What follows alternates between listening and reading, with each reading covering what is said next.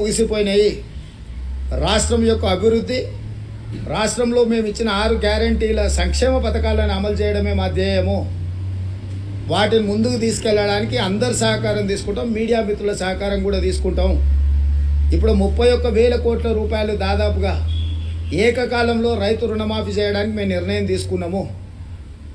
ఇచ్చిన మాట ప్రకారం రాహుల్ గాంధీ గారు గ్యారంటీ ఇచ్చిందంటే 100% గ్యారంటీ అమలు జరుగుద్ది. ఆనాడు 2004లో సోనియా గాంధీ గారు కరీంనగర్లో తెలంగాణ ఇస్తానన్న గ్యారంటీ ఇచ్చింది.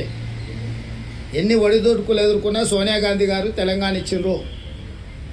మే 6, 2022 రాహుల్ గాంధీ గారు రైతు రుణమాఫీ చేస్తానన్న గ్యారంటీ వరంగల్లో ఇచ్చిండు రైతు డిక్లరేషన్లో. ఈ గ్యారంటీలను అమలు చేయడానికి మేము అహర్నిశలు కష్టపడుతున్నాము. పరిపాలన దారిలో పెట్టినాము. ఎక్కడ ఎలాంటి గందరగోళ పరిస్థితులు లేవు. మా ప్రభుత్వం వచ్చినాక క్రిస్మస్ వచ్చింది, బక్రీద్ వచ్చింది, శ్రీరామనవమి వచ్చింది, హనుమాన్ జయంతి వచ్చింది, ఇతర పండుగలు వచ్చినాయి. చిన్న సంఘటన జరగకుండా, శాంతి భద్రతలకు ఎక్కడ విఘాతం కలగకుండా ప్రతి నిమిషం మేము పర్యవేక్షించుకుంటూ ఈ అన్నిటిని కూడా నిర్వహించినాము. ఎన్నికల్లో చిన్న చెదురుమదురు సంఘటన జరగకుండా తెలంగాణలో ఎన్నికల్లో నిర్వహించినాము. అదే ఆంధ్రప్రదేశ్లో 40-50 మంది అధికారులను తొలగించాల్సిన పరిస్థితి వచ్చింది. తెలంగాణలో కేంద్ర ప్రభుత్వం టీఆర్ఎస్ కూడా మా మీద ఆరోపణలు చేయలేకపోయింది. ఎన్నికల నిర్వహణలో ప్రభుత్వం అధికార దుర్వినియోగం చేసిందని చిన్న స్టేట్మెంట్ అయినా మా రాజకీయ ప్రత్యర్థులైనా ఇచ్చిండ్రా. పరిపాలనను సమర్థవంతంగా నిర్వహించడం కాంగ్రెస్ పార్టీకి వెన్నతో పెట్టిన విద్య. అనుభవజ్ఞులైన మంత్రుల సహకారంతో అద్భుతమైన పరిపాలనకు సింగిల్ కేసు ఏదైనా పెట్టినామా మేము? ఇతర రాష్ట్రాలలో జరుగుతున్న పరిణామాలు మీరు చూస్తలేరా? గతంలో కానీ ఇప్పుడు కానీ తెలంగాణలో అట్లాంటి పరిణామాలు ఏమన్నా ఉన్నాయి? జరగకపోతే బాగున్నట బాగలేనట? బాగున్నదాన్ని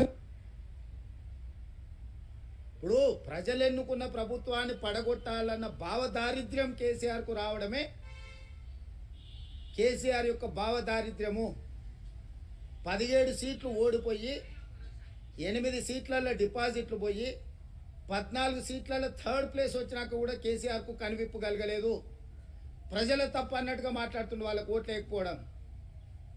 శాసనసభ ఎన్నికలలో 37.5% ఓట్లు వచ్చిన బీఆర్ఎస్ పార్లమెంట్ ఎన్నికలకు వచ్చేవరకల్లా 16% ఓట్లకు పడిపోయింది. కేవలం కాంగ్రెస్ను ఓడించడం కోసం మొత్తం గంపగుత్తగా తీసుకుపోయి బీజేపీ ఓట్లు వేసారు. సిరిసిల్లలో బీజేపీ ఫస్ట్ వస్తుందా కేటీఆర్ కాన్స్టిట్యున్సీలో? సిద్దిపేటలో బీజేపీ బీఆర్ఎస్కు సమానంగా ఓట్లు వస్తాయా కాంగ్రెస్ను దెబ్బతీయడానికి? వాళ్ళ మెదకు వాళ్ళ కంచుకోట అన్నారు కదా, ఆడ కూడా 3rd ప్లేస్ వచ్చిందంటే కేసీఆర్కి ఇప్పటికైనా కనువిప్పు కలగాల్సిన అవసరం ఉందా లేదా? మొన్నటి వరకు గేట్లకు రాని అని ఎమ్మెల్యేలను పిలిచి భోజనాలు పెట్టే కాడికి వచ్చింది. తలుపులు మూసి కాళ్ళు పట్టుకుంటుండో కడుపులో తలకాయ పెడుతుండో నాకైతే తెలియదు, కానీ వాళ్ళు నమ్ముతారా?